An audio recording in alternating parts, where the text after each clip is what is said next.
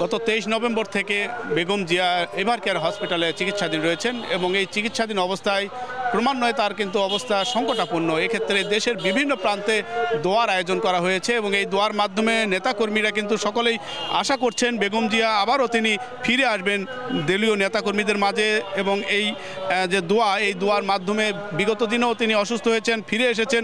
এবারও সেই প্রত্যয় নিয়েই কিন্তু নওগাঁর পত্নীতলা ধামুরহাট আসনের যে বিএনপি মনোনীত প্রার্থী শামসুজ্জোহা খান তার আজকের এই দোয়া খায়রের আয়োজন করেছে। সকলেই যে বিষয়টি বলছেন যে বেগম জিয়াকে বিগত শাসনামলে ধুকে ধুকে আসলে তার যে অপচিকিৎসা করা হয়েছে, তাকে হত্যারই একটা প্রয়াস ছিল, তার ফলে কিন্তু তিনি বারবার আক্রান্ত হয়েছেন, অসুস্থ হয়েছেন এবং সেই অসুস্থতা কেটে আবারও তিনি ফিরবেন এবং এই প্রত্যয়ে এখানে দলীয় নেতাকর্মীদের দিক থেকে কিন্তু দোয়ার আয়োজন করা হয়েছে। এই মুহূর্তে নওগাঁর পত্নীতলা যে বাস টার্মিনাল রয়েছে সেই বাস স্ট্যান্ডে বিভিন্ন গাড়িতে করে নেতাকর্মীরা এসেছেন, সকলেই দোয়া করছেন মহান আল্লাহর কাছে বেগম জিয়ার এই অবস্থা দ্রুত তিনি কেটে উঠবেন, সুস্থ হবেন এবং এই সুস্থতার মধ্য দিয়ে আগামী ত্রয়োদশ নির্বাচন রয়েছে, সেই নির্বাচনে বেগম জিয়া আবারও দলীয় নেতাকর্মীদের মাঝে তার যে উপস্থিতি, সেই উপস্থিতির মাধ্যমে নির্বাচনে অংশগ্রহণ করবেন। সাবেক তিনবারের প্রধানমন্ত্রী, আপনারা জানেন তার জনপ্রিয়তা কতটুকু, আর তার জন্য গোটা বাংলাদেশ, গোটা ওয়ার্ল্ডের মানুষ দোয়া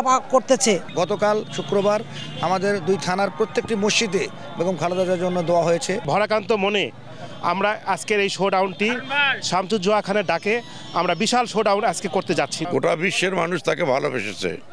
উনি কোনো নেত্রী, কোনো দলের নেত্রী নয়, উনি দল মত নির্বিশেষে সকলের নেত্রী। এটা এবার প্রমাণিত হয়েছে। সকল দল, সকল শ্রেণীর মানুষ, পেশার মানুষ সবাই ওনার জন্য দোয়া করেছেন। বেগম জিয়ার প্রতি যে অকুণ্ঠ ভালোবাসা দেশবাসীর, ধারাবাহিকভাবে কিন্তু বিভিন্ন জায়গায় দোয়ারে আয়োজন, কোরআন খতম করা হয়েছে, মসজিদ, মন্দির এবং সভা সেমিনারে সর্বত্রই দোয়ার এই আয়োজনের মধ্য দিয়ে একটি বিষয় তারা তুলে ধরছেন।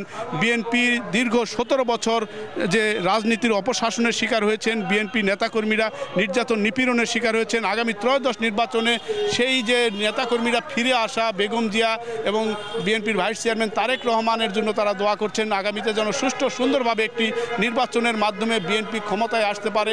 এই বিষয়টি মূলত নেতাকর্মীদের দিক থেকে এই দোয়ার মাধ্যমে তারা তুলে ধরছেন। নওগাঁর পত্নীতলা বাস টার্মিনাল থেকে এম আর রকি, সময় সংবাদ।